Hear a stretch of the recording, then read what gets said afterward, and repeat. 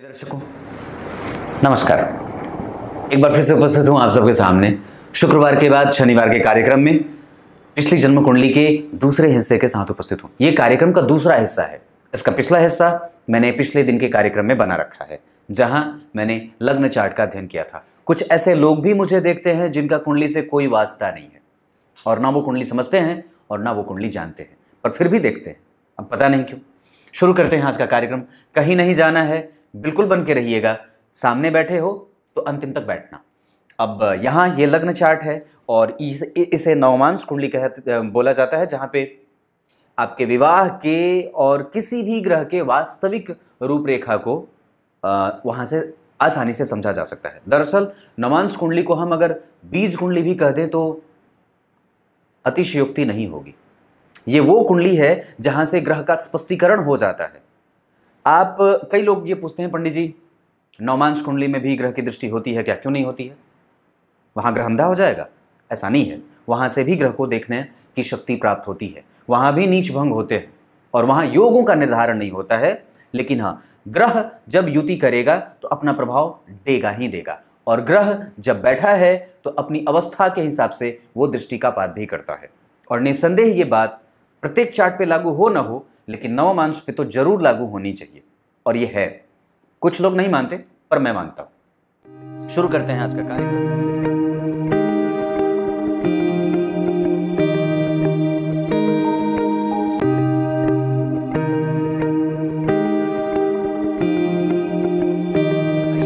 आपको सीधे विषय पे लेके आता हूं। विषय यहां ये है कि एक एक ग्रहों को देखना चाहिए नवमांश कुंडली में। जैसे यहां सबसे पहले हम सूर्य को देख लिए तो सूर्य सप्तम के अधिपति, कुंभ लग्न की कुंडली के लिए वो कमजोर हो जाएंगे।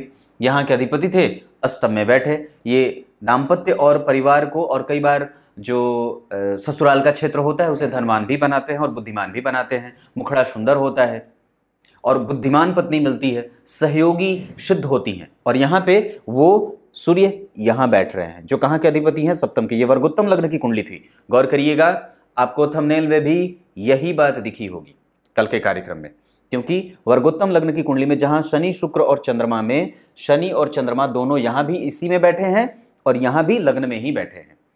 शनि और चंद्रमा वर्गोत्तम हो रहे हैं लग्न में ही, 11 नंबर की राशि में। अगर ये स्थिति लग्न में वर्गोत्तम की स्थिति बन रही हो तो निसंदेह वो कुंडली को कमजोर नहीं बल्कि दोनों ही ग्रह बली हो जाएंगे। और ऐसी स्थिति में जातक के जीवन में शनि और चंद्रमा का प्रभाव अच्छाई के तौर पे देखा जा सकता है। वहां रोगेश चंद्रमा स्वयं बैठे हैं। इस वजह से हो सकता है कि व्यक्ति की कुंडली को, जहां हम हर जगह शनि और चंद्रमा को एक साथ बैठा हुआ देख रहे हैं, तो वो कमजोर नहीं बल्कि ससुराल में व्यक्ति का बड़ा ही आदर और पूजन होता है। यहां पे अगर हम सूर्य की चर्चा कर रहे थे तो सप्तम स्थान के अधिपति होकर के आगे बैठे हैं, और यहां सप्तम स्थान के अधिपति होकर के 12वें भाव में मकर राशि में बैठे हैं। अब होगा क्या?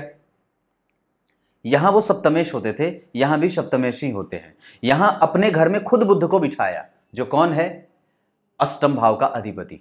तो सप्तम भाव में अष्टम के अधिपति बैठे तो पत्नी को थोड़ा बहुत रोग और कंफ्यूजन से युक्त भी रखे, धन को खर्च करने की स्थिति भी बनती है। मकर के सूर्य यहां जब सप्तम के अधिपति होकर के बैठेंगे तो अत्यधिक व्यय व्यक्ति के जीवन में जुड़ जाए तो भी कोई बहुत बड़ी बात नहीं है। इस व्यक्ति के पास पैसे तो आएंगे, लेकिन उसी अनुपात में व्यय की भी स्थिति बढ़ेगी। क्यों? क्योंकि आपने सवाल नहीं सुना था शायद। मैंने कल के कार्यक्रम के आरंभ में बात कही थी कि इस जातक का प्रश्न है बड़ी गाड़ी, बड़ा घर, बड़ा बंगला, बड़े शौक, बड़ी इमारतें, और पता नहीं सब कुछ बड़ा बड़ा ही चाहिए। तो अगर इस शौक से व्यक्ति युक्त अपने जीवन को रखेगा तो निसंदेह उसके खर्च बढ़ेंगे और मिमिकेबिलिटी की जो स्थिति होती है वो थोड़ी कमजोर हो जाती है। ये सूर्य। अब बात चंद्रमा की। यहां चंद्रमा रोग के अधिपति, यहां भी रोग के अधिपति। ग्रहों को ज्यादा बल लगाने की आवश्यकता नहीं पड़ रही है। ये कुंडली वर्गोत्तम की हो जाए तो लग्न कुंडली, और मैं इस पे भरोसा कर सकता हूं। किसी भी, आज तक मैंने जितनी भी वर्गोत्तम लग्न की कुंडलियां देखी हैं उसको आगे बढ़ते ही देखा। हाँ, और वो लोगों उन लोगों में दरअसल ऊर्जा की अत्यधिक संचार की स्थिति भी होती है। वो अगर जहां भी बैठ करके जिस पोजीशन पे बैठ जाएंगे उस स्थिति को कभी भी कमजोर नहीं होने देते हैं, और वस्तुतः उनकी स्थिति इतनी मजबूती से आगे की ओर अग्रसारित होती है कि व्यक्ति हमेशा ही चौमुखी विकास करता है। हाँ, अब यह निर्भर करता है कि व्यक्ति की कुंडली में लग्नेश कैसे हैं, पंचमेश कैसे हैं, बाकी के ग्रह की स्थितियां कैसी बदल रही हैं। लेकिन अगर हम एक एक ग्रहों को समझे तो चंद्रमा की बात, चंद्रमा रोगेश होकर के लग्न में, यहां वो रोग के अधिपति होकर के जाकर के यहां भी वही कुंभ लग्न की कुंडली बने, अगर रोग के अधिपति चंद्रमा होंगे, छठे भाव को रोग का भाव कहा जाता है, ऑब्स्टेकल का भाव कहा जाता है, परेशानियों का भाव कहा जाता है, और वहां पे व्यक्ति को कई बार ऐसी स्थिति भी हो जाती है जहां उसको निरंतर ही किसी न किसी तरीके से ऋण के साथ समायोजन करना पड़ता है। वो हमेशा ही किसी कर्ज से दबा रहे या उलझा हुआ रहे, या बहुत बड़ा काम करने जब चलेगा तो निस्संदेह उसको किसी न किसी ऋण की स्थिति में भी उलझना पड़ता है। तो अब ऐसी स्थिति में कि दाम्पत्य में अगर रोग का अधिपति लग्न में बैठा चंद्रमा, तो अब पति के या पत्नी के बीच में, हालांकि ऐसा होना तो नहीं चाहिए क्योंकि लग्नेश कहीं ना कहीं लग्न में बैठा है और सप्तम का अधिपति यहां से प्रेम भी जागृत करेंगे। ये बात बड़ी गंभीरता से समझ लेने वाली है कि आपकी कुंडली में जो सप्तम स्थान का अधिपति है वो वस्तुतः 12वें भाव में बैठ करके प्रेम जागृत कर रहा है, और वहां पे मकर राशि का अधिपति जो स्वयं शनि लग्नेश बनते हैं लग्न में ही बैठे। अरे भाई, कुंभ राशि लग्न की होती है ना शनि की, और मकर भी तो उन्हीं के होते हैं, मकर के भी तो अधिपति वही होते हैं, तो वो लग्न में बैठे चंद्रमा के साथ बैठे हैं। लग्न के अधिपति के छठे भाव के अधिपति के साथ हर जगह का संयोग और संबंध कहीं ना कहीं व्यक्ति के जीवन में थोड़ी बहुत रोग की स्थिति, व्याधि लगी रहे, मन हमेशा चिंतित और कुछ पाने की होड़ में। और एक बात बताता हूं, दरअसल लग्न में बैठा शनि व्यक्ति को भविष्य में झांकने की शक्ति देता है, और छठी इंद्रिय जो होती है वो जागृत होती है। अनुकूलताओं से और प्रतिकूलताओं से व्यक्ति को पहले ही आभास मिलता रहता है कि मेरे साथ ये होने वाला है, जैसे पैसे की कमी होने वाली हो, कहीं यात्रा पे निकलने की बारी हो, या कुछ भी जीवन में जो घटित होने वाली हैं चीजें भविष्य में, उसको व्यक्ति पहले से ही समझ जाता है, या उसको ये बात पता लगने लगती है। ये बात भी दिखती है, हिचकी आ गई थी, ये बात बनती है। अब जरा गौर करने वाली बात है कि इनकी कुंडली में नौमांश में वहीं पे शुक्र भी बैठ रहा है जो कि उच्चाभिलाषी, इसके जस्ट आगे गुरु बैठे हैं, और सूर्य से आगे चंद्रमा। ये भी बहुत अच्छी बात, चंद्रमा के आगे चंद्रमा और शुक्र का एक साथ संबंध दाम्पत्य में, जहां प्रेम को विकसित करने और पत्नी को एक पतिव्रता और पति को एक पत्नी व्रता बनाने वाले बन रहे हैं। इनका दाम्पत्य कभी भी कमजोर न रहे। एक बात और भी बता देता हूं, बड़ा याद रखना गौर से, कि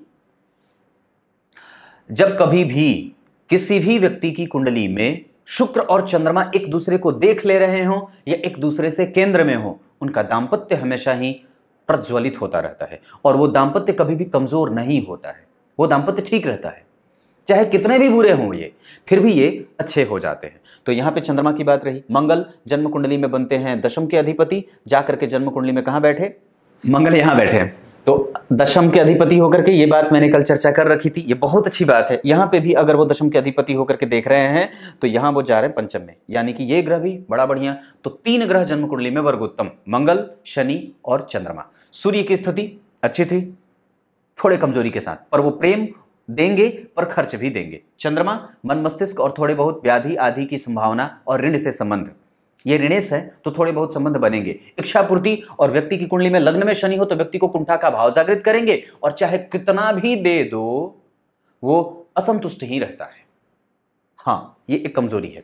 मंगल, ये बहुत अच्छी स्थिति। व्यक्ति की कुंडली में अगर सप्तम भाव के अधिपति सूर्य पे मंगल का प्रभाव होगा तो कहीं ना कहीं दाम्पत्य में एक अग्नि भी जलेगी, जो कब होगी, जब सूर्य की दशा चले तब, या मंगल की दशा चले तब थोड़े बहुत नानुकुर की स्थिति बनेगी, क्योंकि तब तक शनि चंद्रमा भी रहेंगे और मंगल का प्रभाव सूर्य पे है। इस वजह से भी कई बार, हालांकि वहां पे रोग व्याधि की स्थिति भी बनेगी। मंगल पंचम में बैठे हैं तो कई बार दाम्पत्य में जो बड़ा बेटा होता है उस पर बहुत ज्यादा अनुशासनात्मक रवैया अपनाना भी पड़ता है।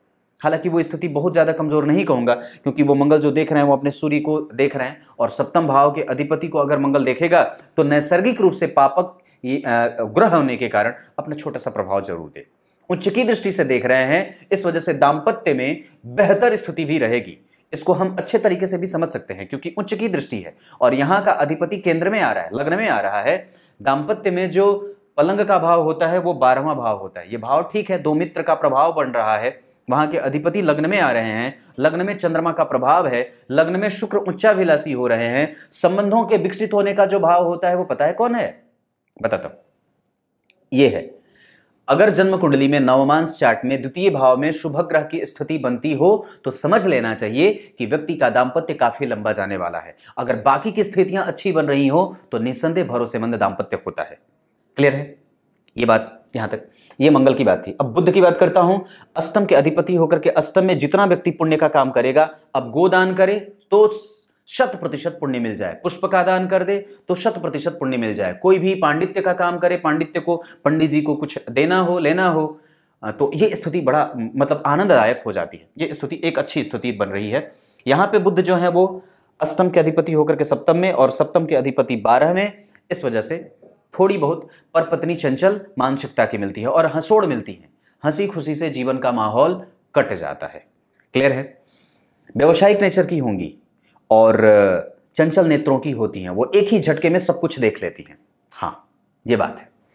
बुध के बाद गुरु जन्म कुंडली में द्वितीय के अधिपति, यहां पे भी द्वितीय के अधिपति होकर के जन्म कुंडली में भाग्य में जा रहे थे शुक्र के साथ। शुक्र तुला राशि के अधिपति शुक्र वहीं बैठे हैं। राहु इनके बल को कमजोर नहीं बल्कि वृद्धि कर रहे हैं। शुक्र का प्रभाव दशम भाव को भी वृद्धि देगा। यहां शुक्र जन्म कुंडली में उच्चाभिलाषी हैं, लग्न में बैठे हैं, उनके घर में स्वयं बैठ करके गुरु देख रहे हैं जन्म कुंडली के उच्च की दृष्टि से। तो ऋण में व्यक्ति चाहे लेना चाहे तो ले ले, पर वो कभी मरेगा नहीं ऋण में, ये स्थिति बनती है।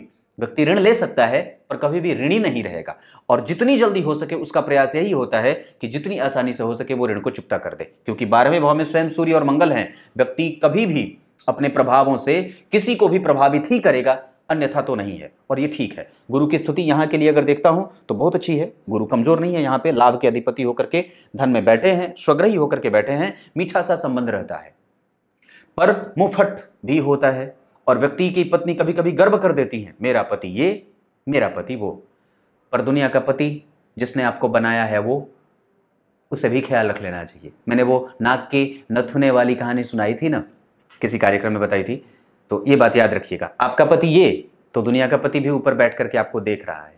तो निस्संदेह कभी भी गर्वीले बनने का प्रभाव और स्वभाव ना रखना, बिल्कुल विनम्र होकर के अगर करोगे बात तो बड़ी विनम्रता का भाव जागृत होगा। क्योंकि लग्न में शनि बैठे हैं तो कभी कभी खड़ूस हो जाता है व्यक्ति और कठोर बोल देता है। शुक्र और चंद्रमा जहां व्यक्ति को प्रेमी और सुंदर चेहरे का बनाते हैं, क्योंकि यहां सूर्य और बुध बैठे थे ना, ये स्वभाव का भाव है और सौंदर्य का भी, पत्नी का चेहरा ये। तो जन्म कुंडली में शुक्र चंद्रमा ये सुंदर पत्नी का और श्रेष्ठ पत्नी का व्यक्ति को मालिक बनाता है। गुरु के बाद शुक्र जन्म कुंडली में ये बहुत बढ़िया स्थिति, उनका प्रभाव यहाँ शुक्र और बुध जन्म कुंडली में दोनों एक दूसरे को देख लीजिए तो खिचड़ी हो जाएगी। अब तो शुक्र और बुध जन्म कुंडली में एक साथ, बुध और चंद्रमा तीन शुभ ग्रहों का एक साथ आना, ये एक तरीके से व्यक्ति, और इनकी कुंडली में जो चंद्रमा थे वो बड़े अच्छे थे, शुभग्रह बन रहे थे। इस हिसाब से भी व्यक्ति की कुंडली में चंद्रमा के पास संपूर्ण बल है, तो हम उस पर भरोसा कर सकते हैं। इस जन्म कुंडली में यहाँ पे राहु का प्रभाव है, तो पश्चिम दिशा है ये। दरअसल जन्म कुंडली का 7वां भाव पश्चिम दिशा का द्योतक है, वहां बुध खुद बैठे हैं अष्टमेश होकर के, तो व्यक्ति को वात, पित्त और कफ ये तीनों की समस्या बनेगी। स्पाइनल कॉर्ड जो मेरुदंड होता है वहां की समस्या बन सकती है। दिमाग से व्यक्ति कभी कभी परेशान हो सकता है, क्योंकि शनि है तो थोड़ा शालीन भी होगा, गुरु है तो गंभीर भी होगा, और बुध है तो चंचल भी होगा। शुक्र और चंद्रमा व्यक्ति को हसोड़ प्रवृत्ति का बनाते हैं, ये पत्नी का प्रारूप है। और आपके साथ यहां अगर देखते हैं तो गुरु जो है वो तुला के बैठे, और यहां गुरु जो है वो मीन के बैठे, तो तुला से आगे गिन लो, तुला, वृश्चिक, धनु, मकर, कुंभ, मीन, छठे आगे गए। ये थोड़ा सा दाम्पत्य में ही नहीं, दरअसल स्वास्थ्य को कमजोर कर सकता है इस वजह से। और यहां पे ये द्वितीय भाव में बैठे हैं, इस वजह से भी कभी कभी व्यक्ति को पेट से संबंधित समस्या, पत्नी को, पत्नी का, पत्नी के लिए और पत्नी के कारण दाम्पत्य में कभी कभी स्वास्थ्य में परेशानी बनती है। ये एक स्थिति ऐसी रह सकती है। ये शुक्र की बात, शनि जन्म कुंडली के लग्न में, ये तो बहुत अच्छे हैं। और कोई ये ना सोच लेना आप लोग कि शनि लग्न में दोनों जगह बैठे तो दाम्पत्य खराब हो जाएगा, ऐसा नहीं है, ऐसा बिल्कुल भी नहीं है, नहीं, क्योंकि यहां पे वो खुश है, ग्रह खुश है, और 12वें भाव में दो मित्र ग्रहों का प्रभाव है। यहाँ पे जन्म कुंडली में यहाँ के अधिपति लग्न में बैठे हैं। व्यक्ति दूर जाए, बाहर निकले, थोड़ा बहुत मेहनत भी करना पड़ता है जीवन के एक पक्ष में आने के बाद, तो ये स्थिति बन रही है। हालांकि मैं जो इस कुंडली में भाग्य की स्थिति देख रहा हूं, जो इस कुंडली में वर्गोत्तम ग्रहों की स्थिति शनि मंगल और चंद्रमा का, ये प्रभाव बड़ा अच्छा है और विकसित होता हुआ व्यक्ति को देखा जा रहा है। गुरु की दृष्टि यहां, गुरु की दृष्टि यहां और गुरु की दृष्टि यहां। कर्म क्षेत्र के लिए गुरु का प्रभाव ठीक रहेगा और लाभ के लिए गुरु का प्रभाव ठीक रहेगा। गुरु का प्रभाव शनि के साथ नहीं है और न ही सूर्य के साथ है, न ही शुक्र के साथ है, लेकिन इनके दाम्पत्य को हमेशा ही शुक्र और चंद्रमा बचा लेंगे और शनि भी बचा लेंगे। 12वें भाव में बैठे हैं सूर्य, वहां पे थोड़ी सी खटर पटर की स्थिति होगी, पर उसको बहुत ज्यादा नहीं है। दो क्रूर ग्रह, दो पापक ग्रहों का प्रभाव अगर जन्म कुंडली के 12वें भाव पे होगा, यहां सूर्य बैठे हैं और मंगल जहां से बैठते हैं वहां से 4 घर आगे, 7 घर आगे और 8वें घर को, तो मंगल की दृष्टि यहां से 1 2 3 4, मंगल की दृष्टि यहां से यहां और मंगल की दृष्टि 8वां यहां। तो ऐसी स्थिति में एक थोड़ी सी चिंगारी जलती रहेगी, उसको थोड़ा कम और कमजोर, हालांकि वो दशाओं में बात करें तो होगी ऐसी बात। इनकी कुंडली में अगर मैं दशाओं की चर्चा कर लेता हूं तो कभी भी सूर्य की दशा कुंडली में कमजोर जाएगी, वो अनुभव से कमजोर है, उसके पास बल कम है, तो वो अपनी दशाओं में आपको मानसिक परेशानी, भाग दौड़, व्यय का अतिरेक होना और कई बार बहुत ज्यादा व्यय की स्थिति में व्यक्ति को परेशानी और मानसिक चिंता का भाव जागृत करेगा। सूर्य के बाद चंद्रमा भी थोड़े कमजोर ही हैं, लेकिन वो मैं एक बात इस बात पे कहूंगा कि वो चंद्रमा चूंकि प्रतियोगिता भाव का अधिपति होकर के लग्न में बैठा है और दोनों जगह वर्गोत्तम हो रहा है, तो वो बली हो रहा है, जिससे उसका प्रभाव अच्छा हो जाएगा। कितना भी व्यक्ति के ऊपर में कोई भी समस्या क्यों ना आए, उसका प्रभाव कभी भी क्षण और कमजोर होने वाला नहीं है, क्योंकि उसका मन उसके साथ पॉजिटिवली खड़ा है। मंगल जन्म कुंडली में आधा फल करेंगे पर कमजोर, क्योंकि दशम स्थान के अधिपति होकर के वो जन्म कुंडली में अगर वर्गोत्तम हो रहे हों और हो भी रहे हैं, यहाँ के अधिपति होकर के यहाँ, यहाँ के अधिपति होकर के यहाँ, ये दोनों ही जगह पे ग्रह को बल मिल रहा है। इस वजह से व्यक्ति का ढाढ़स, व्यक्ति का प्रभाव, व्यक्ति की ऊर्जा, व्यक्ति का संताप बहुत बेहतर है। बुध जन्म कुंडली में जो बैठे हैं उसके आधार पर 25% का परिणाम करेंगे। ऐसी स्थिति में व्यक्ति की वाणी का प्रभाव बढ़ेगा, पर संपूर्ण नहीं। गणेश जी की पूजा यहां आवश्यक है। सूर्य की पूजा, बजरंगबली की पूजा और गणेश जी की पूजा आप आसानी से कर सकते हो। गुरु की बात जन्म कुंडली में थोड़े अनुभव से कमजोर, पर वो जितने भी हैं संतुष्टि जन्य है। और उसके बाद शुक्र जन्म कुंडली में बेहतर और युवावस्था और बेहतरीन स्थिति। व्यक्ति जो चाहता है वो क्यों चाहता है? क्योंकि शुक्र युवा है और हर जगह यहां देखिए शुक्र और चंद्रमा व्यक्ति के समस्त प्रकार की इच्छाओं की पूर्ति कौन करा रहा है? गुरु यहां के अधिपति और यहां के गुरु। ये गुरु जाकर के जन्म कुंडली में यहां पे बहुत अच्छी लाभ में महाभाग्यशाली योग बना रहे हैं। लाभ के अधिपति जन्म कुंडली में भाग्य भाव में बैठे, ये भाग्यशाली योग है। और यहां पे भी लाभ के अधिपति धन भाव में, ये भी भाग्यशाली योग है। लग्न में शुक्र और चंद्रमा को बैठने का प्रभाव इतना विकसित हो जाता है कि व्यक्ति को उच्चस्थ स्थापित कर देता है, अपने अंडर में कई लोगों को रख करके उसके घर में चूल्हा जलाने का कारण बनता है। शनि बहुत बढ़िया, बेहतर, इसमें कोई संदेह नहीं है। राहु और केतु में थोड़े कमजोर उनकी दशाओं को जाते हुए देखा जा सकता है। राहु आपकी कुंडली में अगर लग्न कुंडली में बैठे हैं तो विशाखा नक्षत्र में नक्षत्र के परिवर्तन के साथ ये स्थिति अच्छी है। उसके प्रभावों में कमजोरी रहेगी, पर बाद में वो लाभ ही देगा। या कई बार चूंकि वो शुभ ग्रहों के प्रभाव में है, उसका प्रभाव लग्न पे है, तो व्यक्ति को थोड़ा बहुत अपने नेचर से प्रभावित करके कंफ्यूजन में भी रखेगा। आरंभ करने से पहले कई बार व्यक्ति डरता सा है, तो ये जो क्षीणता है बल्कि वो गुरु और राहु के कारण आ रही है। व्यक्ति के अंदर जो आध्यात्मिक उन्नति का मार्ग थोड़ा बहुत अवरुद्ध हो रहा है, वो गुरु और राहु के कारण हो रहा है। आपको एक बात तो हमेशा याद रख लेनी चाहिए। बताओ जितना ज्यादा उलझना है उतनी जल्दी से निकलने का प्रयास भी करो। कभी ऐसी स्थिति होती है कि आप कोई चीज जो बहुत ज्यादा जब पाने के लिए घुस जाते हो उसमें, तो निकलना बड़ा कठिन हो जाता है, पर आपको हमेशा ही निकलने का प्रयास करते रहना चाहिए और ये देखना चाहिए कि उसका प्रेशर कितना तेज है। दरवाजा बंद होगा तो उलझ जाओगे, तो दरवाजा खुलने से बंद होने से पहले चोरी करके निकल जाओ, नहीं तो फिर पुलिस पकड़ेगी, अंदर कर देगी।